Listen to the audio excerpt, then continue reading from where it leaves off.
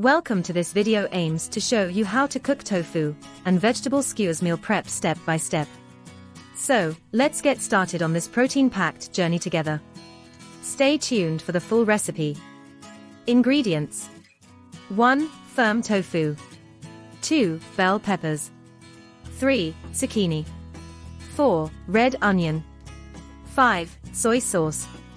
6. Olive oil. 7. Garlic powder. 8. Paprika. 9. Salt and pepper. Instructions. Step 1. Press tofu to remove excess water, then cut into cubes. Step 2. Cut bell peppers, zucchini, and red onion into chunks.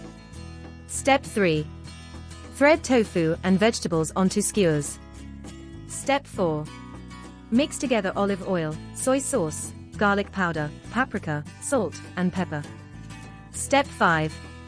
Brush skewers with the sauce mixture, then grill or bake until vegetables are tender and tofu is slightly crispy.